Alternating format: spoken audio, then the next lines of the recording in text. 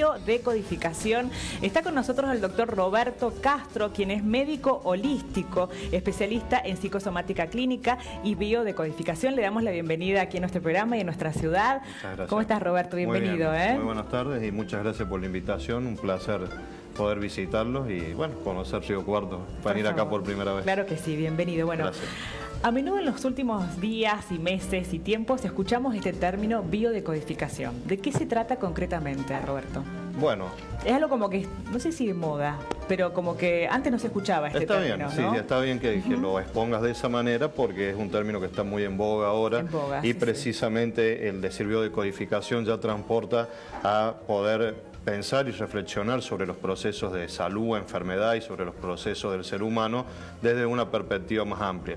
Pero ya esto en tiempos de antaño, milenios atrás, Hipócrates, el padre de la medicina, hablaba que en nuestro interior coexisten y existen las fuerzas naturales que son capaces de equilibrarnos después de un proceso patológico.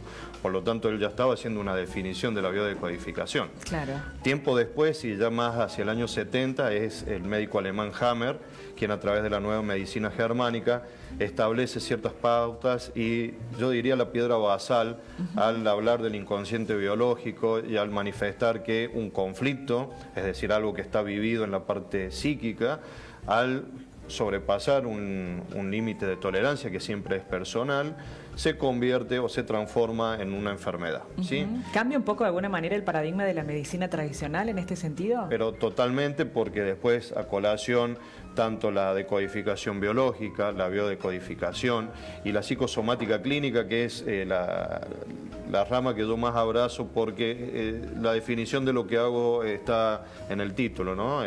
Soy un médico que hago medicina holística, que es algo integrativo, a través de tener un concepto clínico de los diversos procesos de salud y también integrándolos a lo que tiene que ver esta conversión, que si bien es un término psicoanalítico, explica muy bien cómo algo que está siendo vivido de manera conflictiva a nivel psíquico se transforma en el soma, en el cuerpo, manifestándose como un síntoma, un síntoma orgánico. Entonces, este abordaje es integral, por lo tanto, lo de medicina holística a mí lo defino a través de todas estas terapias con este abordaje integral. Muy bien, ¿cómo podemos entender entonces gráficamente cómo es la génesis del síntoma, que es lo que primero aparece ante una enfermedad, ¿no?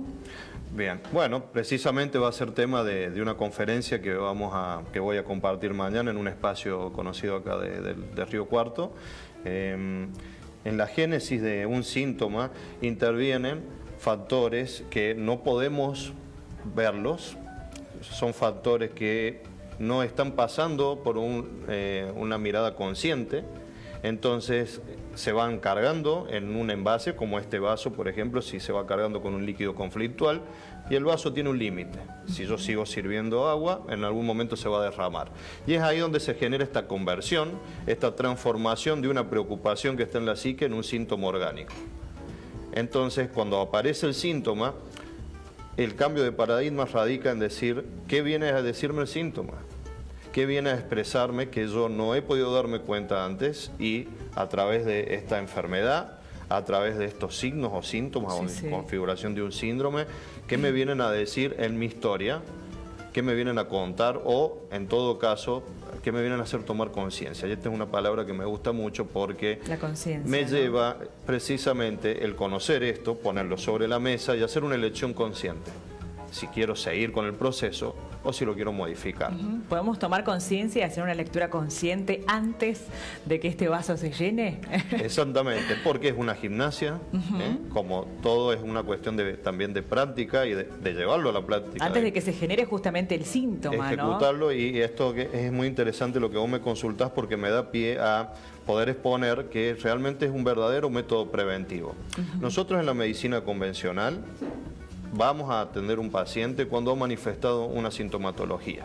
Cuando ha aparecido el síntoma orgánico, previamente ese síntoma, para manifestarse, ha tenido toda una carga conflictual, toda una carga psíquica. Por lo tanto, integrando las dos miradas, podemos hacer una verdadera prevención. Por ejemplo, si hay algo que me molesta y no lo digo y se va repitiendo esa situación a lo largo del tiempo, una semana o un mes, se puede convertir en un síntoma que tendrá que ver con el tenor o la circunstancia que estoy viviendo. Por ejemplo, si no digo algo y lo estoy tragando, voy a tener consecuencias en mi sistema digestivo. Muy bien. ¿Todos los órganos tienen entonces relación con cierto tipo de emociones, podríamos decir? Exactamente, todos tienen una relación. Por ejemplo, si tenemos que hacer así como un pantallazo, ¿qué podríamos definir?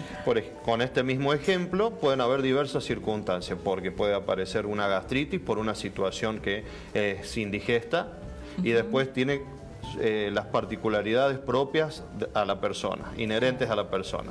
Por eso es algo que me parece en el orden del arte, de la salud, poder trabajar con esta mirada, porque no es lo mismo una gastritis para vos que para otra persona. Tiene todo un contexto, tiene una historia familiar, tiene una historia personal, y tiene una historia de ese entorno en el cual estás presentando el síntoma. Y por otro lado puede aparecer, supongamos, un problema hepático derivado de lo que has comido. Son distintos los significados. Sí, sí. ¿Qué experiencia personal has tenido, bueno, justamente en este camino, ¿no? De esta medicina holística y de la biodecodificación, para poder luego transmitirlo, ¿no? Innumerables, innumerables. En mi recorrido comencé como todo médico deseando hacer una formación en pos de poder brindarlo a las demás personas. Todo terapeuta en las distintas ramas creo que apunta a poder brindar lo que va aprendiendo en pos del bienestar de la persona. Y en el recorrido que fui haciendo en Córdoba, en un hospital conocido de la zona, donde realicé 2 residencias, al finalizar la segunda residencia, o en la mitad, casi en los 3/4 de residencia, empecé a notar que había algo que no me terminaba de permitirme estar en el bienestar con lo que estaba haciendo. Porque una persona se podía curar orgánicamente y se iba de alta, pero se iba triste. No se iba de la misma manera que ingresó o no se iba de la misma manera que había ido a consultar previamente. Entonces notaba que había cambios si uno hablaba con la persona, si la escuchaba, si particularmente mientras realizaba alguna actividad o algún ejercicio terapéutico convencional ponía el oído al lado, y ahí empecé a notar que el cambio era diferente.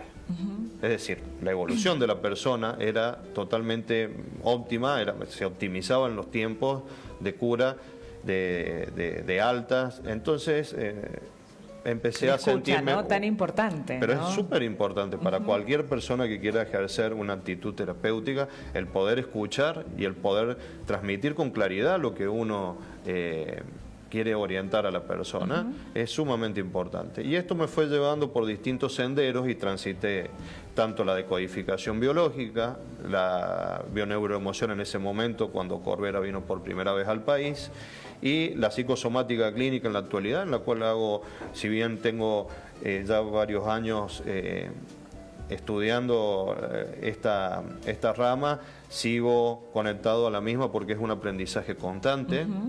Me gusta muchísimo el tema de la interacción que se da con los pacientes y de lo que uno puede ir aprendiendo y transmitir lo que parece que está en un plano teórico a una cuestión que ya es netamente del día a día. Y es ahí donde noto los cambios, ¿no? Muy bien. ¿Y qué, en líneas generales, qué podríamos decir que nos enferma? ¿Qué podríamos decir al mismo tiempo que nos sana? Vos sabés que el camino para sanarse es el mismo que para enfermarse. Ah, mira, ¿en distinto sentido? No. Están en la misma línea, ¿sí? Y acá podemos estar con el vaso medio lleno y acá con el vaso medio vacío, y en realidad los dos son el mismo vaso y los dos tienen el mismo líquido. Tal vez si está medio vacío acá me puede llevar a reflexionar qué hace que esté medio vacío. Y también en el discurso que tengo hacia mi persona y a la forma que tengo de ver las cosas, porque yo lo puedo ver que está vacío o medio lleno, y es distinto. Es distinto lo que yo me digo. Entonces, nos va a seguir nuestro cuerpo y nuestro cerebro nos va a hacer caso, y si nosotros tenemos un mensaje negativo, vamos a crear eso. Porque en definitiva, todo es energía. Y el síntoma es una energía que está bloqueada y que no puede fluir.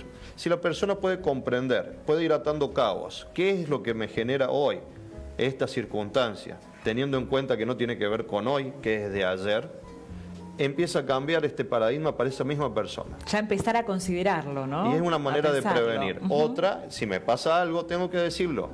pero tenemos toda una cuestión social, tenemos toda una cuestión de hay un entramado de situaciones y de cosas que no es tan fácil, claro, de llegar a eso, ¿no?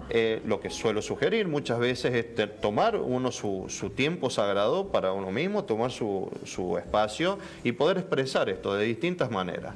Porque lo que nos enferma tiene que ver con las contrariedades que vivimos en el día a día, es decir, quiero hacer una cosa pero voy y hago otra. Quiero decir algo pero lo callo y se genera esta incoherencia y fíjate vos, el síntoma viene a traerme coherencia, no a enfermarme, viene a decirme, momento, ¿quién soy? Por ejemplo, Julieta, momento, estás haciendo algo que no estás de acuerdo. Entonces aparece el síntoma. Es una manera de poder mirarnos y dejar de mirar para afuera, llevar esa mirada hacia nuestro interior y ver qué nos estamos haciendo que no nos permite estar en bienestar y en equilibrio. Muy bien. A tomar conciencia a tiempo, entonces. Y es una práctica, es una práctica diaria. No significa que no vamos a caer en un síntoma nuevamente, pero la repetición, el trabajo, la gimnasia... ¿De qué manera comenzar con esta práctica diaria?